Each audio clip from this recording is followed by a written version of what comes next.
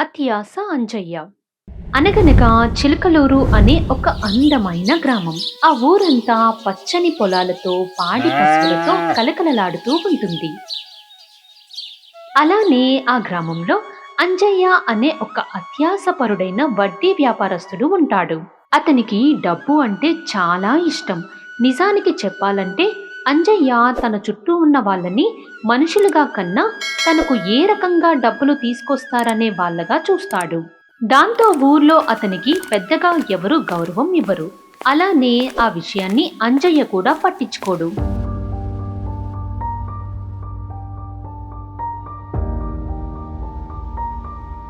ఓయ్ పద్మ, ఏంటి తిన్నగా లోనికి వెళ్ళిపోతున్నా?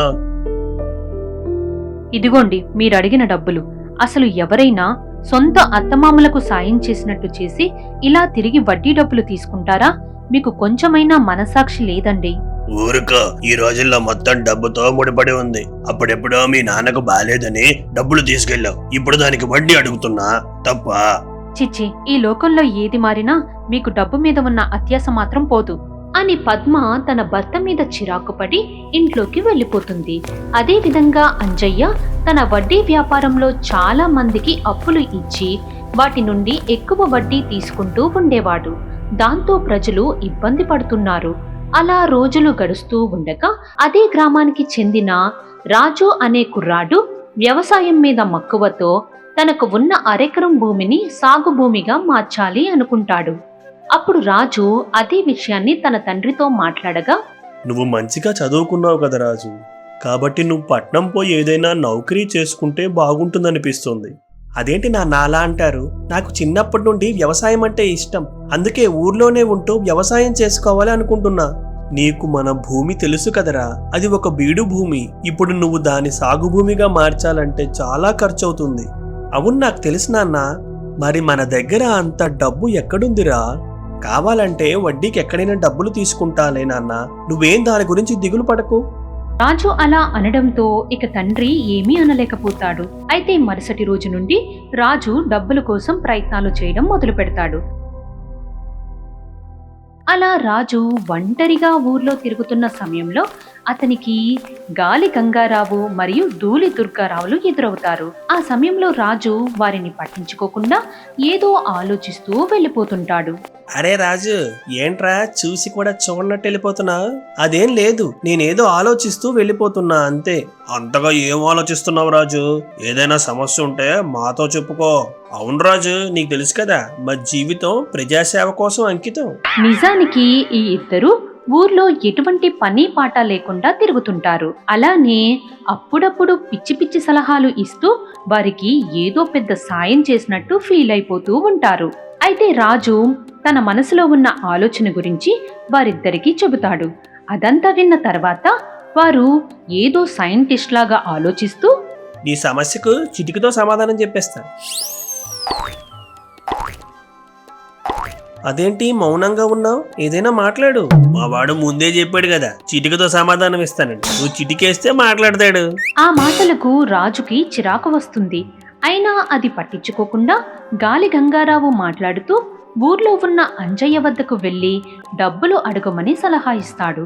అప్పుడు రాజు ఆ మాటలన్నీ విని అక్కడ నుండి బయలుదేరుతాడు. చూసావా గాలి, మనం ఒక జీవితాన్ని మార్చేసాం. అవునరా ధూళి, మనం లేకపోతే పాపం ఆ పిల్లాడు ఏమైపోయేవాడో అని ఇద్దరూ ఏదో సాధించినట్లు మాట్లాడుకుంటూ వెళ్ళిపోతారు. మరోవైపు అంజయ్య తన ఇంటి దేవుని గదిలో ఉన్న ధనలక్ష్మి మాతకు పూజలు చేస్తూ ఉంటాడు. అమ్మా లక్ష్మీమాత, ఏ దుష్ట చూపులు నా సంపద మీద పడకుండా ఈ లోకంలో మనుషులు పెరుగుతున్నట్టు నా ఆస్తి కూడా పెరగాలని దీవించు తల్లి.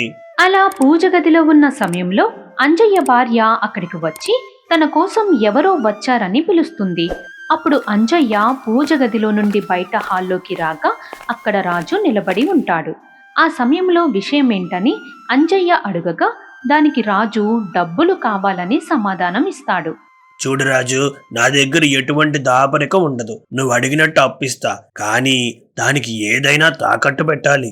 తాకట్టు అంటే నా దగ్గర ఏముందయ్యా? నీ పొలం కాగితాలు పెట్టి అప్పు తీసుకోరాజు. నిజానికి రాజు అవసరాన్ని అదునుగా చేసుకుని అంజయ్య అలా మాట్లాడుతుంటాడు. అయితే తనకు డబ్బు కావాలి కాబట్టి అంజయ్య చెప్పిన దానికి రాజు సరేనని ఒప్పుకుంటాడు. సరే అయ్యా, నేను రేపు ఉదయం పొలం కాగితాలు తెచ్చి మీ దగ్గర నుండి డబ్బులు తీసుకెళ్తా. సరే రాజు. అలా రాజు మాట్లాడి అక్కడి నుండి వెళ్ళిపోతాడు. ఇక అదే రోజు చీకటి పడిన తరువాత ఊర్లో అందరూ తమ ఇళ్లల్లో నిద్రపోతూ ఉంటారు. అయితే మధ్యరాత్రి వేళలో ఒక దొంగ ఆ ఊర్లోకి అడుగుపెట్టి మెల్లిగా చుట్టుపక్కల చూస్తూ నడుస్తుంటాడు. అలా కొద్ది దూరం నడిచిన తరువాత ఆ దొంగకి ఒక పెద్ద ఇంటిని చూస్తాడు. అప్పుడు ఆ దొంగ గోడ ఎక్కి వెళ్ళడానికి ప్రయత్నిస్తుండగా ఎవరో అతని భుజాలు పట్టుకుని వెనక్కి లాగుతారు. అలా లాగింది ఎవరో కాదు, గాలి మరియు ధూళి. అప్పుడు దొంగ వారిని చూసి కంగారు పడుతూ, నన్ను వదిలేండి, తప్పైపోయింది. ఎందుకురా అలా భయపడుతున్నావు? మేము ఎవ్వరికీ ఏ హాని చెయ్యం, కేవలం సాయం చేస్తాం. నిజమా? అవునరా దొంగ, నువ్వేదో ఇంట్లో దూరి ఆ తర్వాత అక్కడ డబ్బులు దొరకలేదని బాధపడ్డం కన్నా మేము చెప్పిన ఇంటికి దొంగతనానికి వెళ్తే నీ పని అవుతుంది అని ఆ ఇద్దరు పెద్ద మనుషులు ఆ దొంగకు సలహా ఇస్తూ వడ్డీ వ్యాపారస్తుడైన అంజయ్య ఇంటికి వెళ్ళమంటారు. దాంతో ఆ దొంగకు సంతోషపడి వెంటనే అక్కడి నుండి బయలుదేరుతాడు. అలా ఆ దొంగ అంజయ్య ఇంటికి చేరుకుని ఇంట్లోకి చొరబడతాడు. అప్పుడు దొంగ మెల్లిగా నడుస్తూ హాల్లోకి రాగా అక్కడ పద్మ పడుకుని ఉంటుంది. అయితే దొంగ చప్పుడు చేయకుండా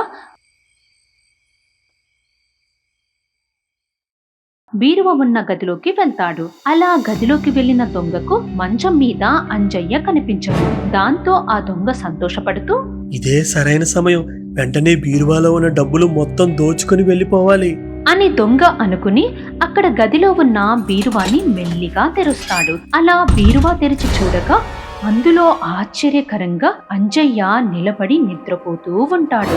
సరిగ్గా అదే సమయంలో దొంగ చేతిలో ఉన్న వస్తువు కింద పడి శబ్దం రావడంతో నిద్రపోతున్న అంజయ్య మేలుకుంటాడు. అప్పుడు అంజయ్య తన ఎదురుగా దొంగను చూసి బీరువా నుండి బయటకు వస్తాడు. ఆ సమయంలో దొంగకు ఏం చెయ్యాలో తోచదు. ఎవడ్రా నువ్వు? మా ఇంట్లో దొంగతనం చేయడానికి వచ్చావా? దొంగతనానికి వచ్చిన మాట నిజమే అయ్యే, కానీ మిమ్మల్ని చూశాక ఆలోచన చచ్చిపోయింది. లేకపోతే అసలు బీరువాలో పడుకోవడం ఏంటయ్యా? నీలాంటి దొంగలకు భయపడి అప్పుడప్పుడు ఇలా బీరువాలో పడుకుంటాలే. ఆ సమయంలో దొంగ మెల్లిగా మాటలు కలుపుతూ అక్కడ నుండి వెళ్ళబోతుంటే అంజయ్య ఆ దొంగను పట్టుకుని, ఎక్కడికి పోతున్నావురా? నన్ను వదిలేండి అయ్యా, ఏదో బుద్ధి గడ్డి తిని మీ ఇంటికి దొంగతనానికి వచ్చాను. సర్లే, వస్తే వచ్చావు గాని నువ్వు ముందుగా దోచుకున్న సొమ్ము అక్కడ వదిలిపెట్టి వెళ్ళు, లేదంటే నిన్ను పోలీసులకు పట్టిస్తా. ఆ మాటలకు దొంగ ఆశ్చర్యపోతాడు. దాంతో తాను ఏమీ చెయ్యలేక ముందుగా తాను దొంగిలించిన సొమ్ము మొత్తం అక్కడ వదిలేసి వెళ్ళిపోతాడు. అయితే ఆ డబ్బు చూసి అత్యాస అంజయ్య మరింత సంతోషిస్తాడు.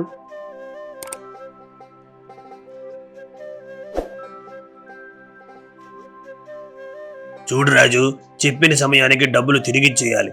అలానే నెల నెల తప్పకుండా వడ్డీ కట్టేయాలి. అలాగే అయ్యా, నా నుండి ఎటువంటి పొరపాటు జరగనివ్వను అని రాజు మాట ఇచ్చి అక్కడ నుండి బయలుదేరుతాడు. ఆ తర్వాత అంజయ్య ఇచ్చిన డబ్బుతో తన భూమిని సాగు చేయడం మొదలు పెడతాడు. అలా రాత్రి పగలు తేడా లేకుండా తన తల్లిదండ్రులతో కలిసి వ్యవసాయం చేస్తుంటాడు. అయితే కొద్ది నెలల్లోనే బీడు భూమి కాస్త పచ్చని పొలంగా మారుతుంది. అప్పుడు ఒకరోజు అటుగా వెళ్తున్న అంజయ్య రాజు పొలం చూసి ఈర్ష్యపోతాడు.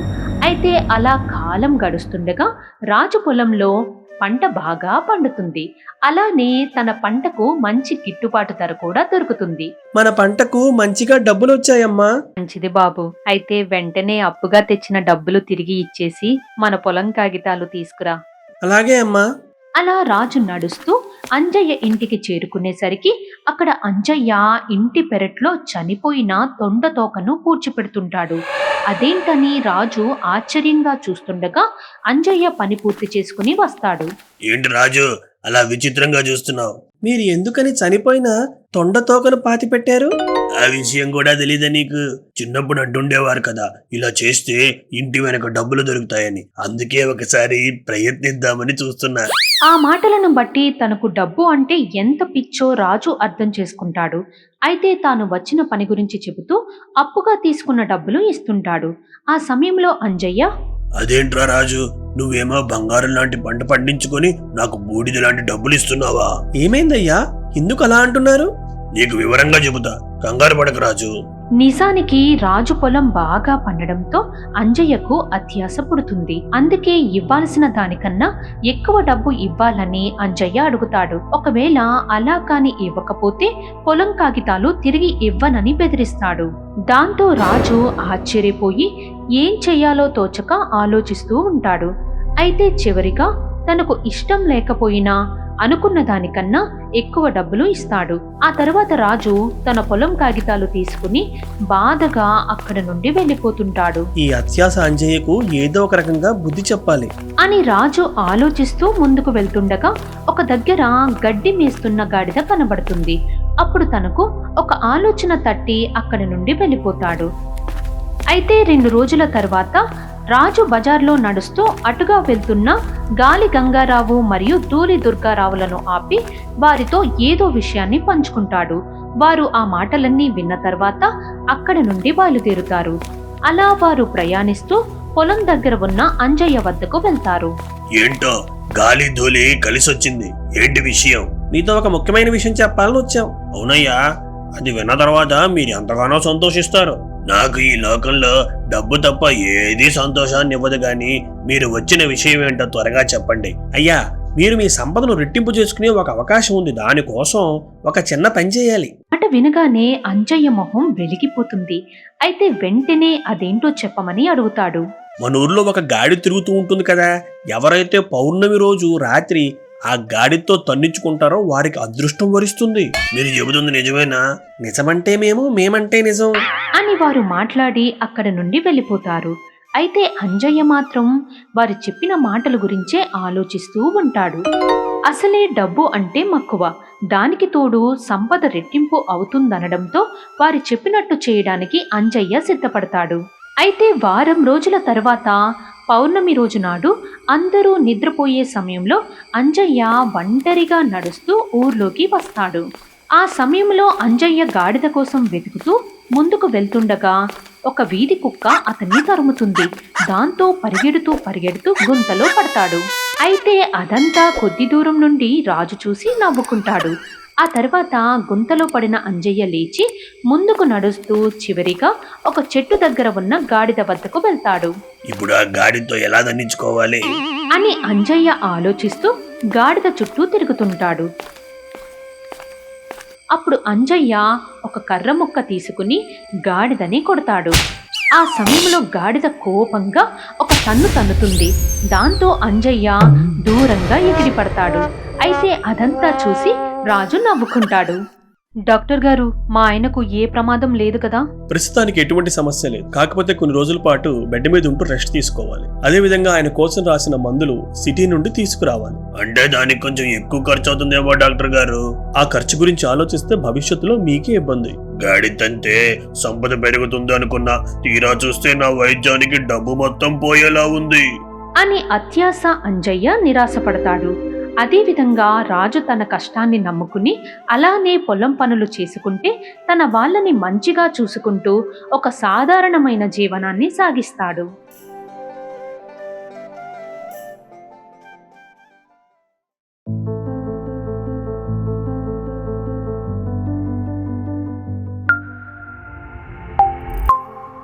For more videos, please subscribe our channel.